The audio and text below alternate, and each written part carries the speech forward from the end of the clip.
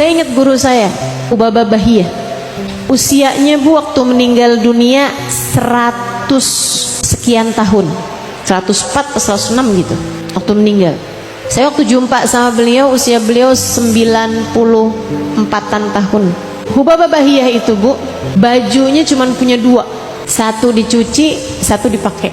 Ibu-ibu sekalian, punya mukna satu biji, karena kalau dicuci pagi kan siang udah kering gitu. Beliau Bu sangat terbatas dunianya, bukan karena miskin, akan tetapi karena beliau membatasi kesenangan dunia bagi dirinya sendiri. Saya pernah diundang untuk mengisi daurah di negara beliau, di kota beliau, namanya Salalah, negara namanya Oman. Ibu-ibu sekalian, orang di sekitarnya Hubaba itu mobilnya kalau enggak Land Cruiser, kalau enggak BMW.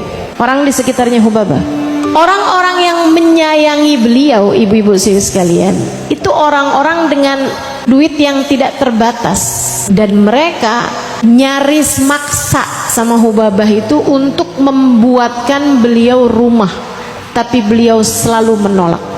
Rumahnya kecil banget, kecil, sempit, nggak ada barang-barang selain kayak teko satu, piring dua gitu Bu, yang beliau pakai aja. Saya waktu kesana tuh Bu jadi mikir, ya Allah Halimah, siap-siap hisab panjang kamu nak. Saya rasa ibu-ibu juga, panci banyak, baju banyak, kerudung banyak, sepatu sendal banyak, ada sepatu kondangan, sendal kondangan, sepatu pasar, sepatu ngemol, sepatu majelis. Betul Bu? Ibu-ibu sekalian, tas banyak, betul?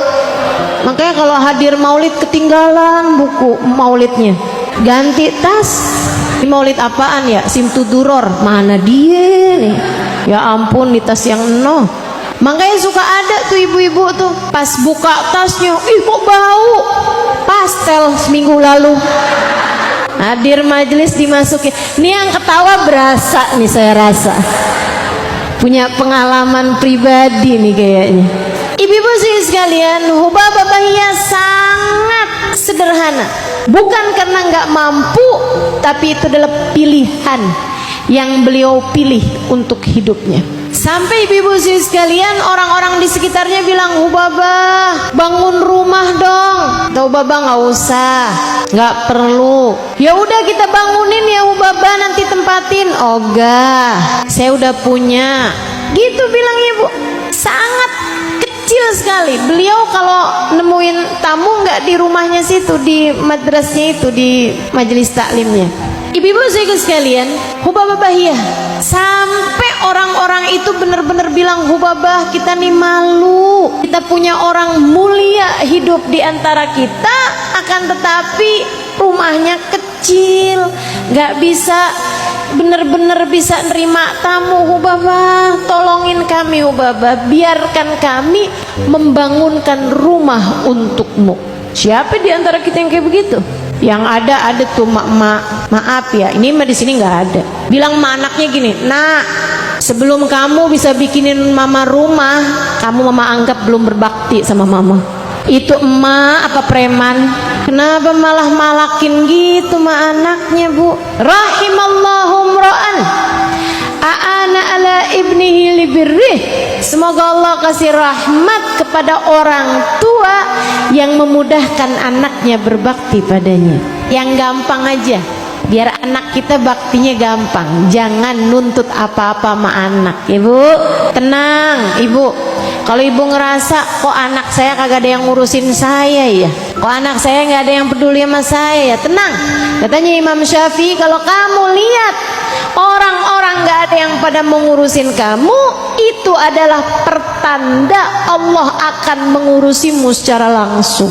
Kalau udah diurusinnya sama Allah, beres semua Bu. Gitu ya Bu ya. Ibu-ibu sih sekalian saya muliakan, sampai karena orang pada gituin Hubaba Bahiyah nih, maksain mau bikinin rumah. Hubaba Bahiyah jawab begini nih, gak usah deh, saya udah lagi bangun rumah. Di mana Hubaba? Hubaba beneran udah mulai bangun rumah? Udah. Dari kapan tahu saya udah lagi bangun rumah? Di mana alamatnya? Di kuburan. Rumah yang jauh akan saya tempati lebih lama daripada rumah saya di dunia. Itu Bu, hidupnya nggak jauh-jauh dari ibadah kepada Allah. Taat demi taat, taat demi taat. Sampai yang paling saya ingat tuh, Bapak Bahiyah kok ngelewatin orang lagi pada ngobrol, Bapak Bahiyah langsung bilang begini, salawatullah wassalamuhu. Orang-orang pada ikutan semuanya. Dia kayak mau ngingetin sama orang-orang, daripada kamu ngobrol begitu nganggur nggak jelas, salawatan aja gitu. Sayang mau waktu. Masya Allah. Mudah-mudahan nih kita bisa jadi orang-orang yang hidupnya seperti itu, insya Allah. Amin ya rabbal alamin. Kuburan, tempat yang paling lama akan kita tinggali. Mesti mastiin kalau kita masuk kubur bekelannya mesti banyak, atau pastikan bahwa akan ada bekal yang terus mengalir meskipun kamu masuk dalam alam kuburmu.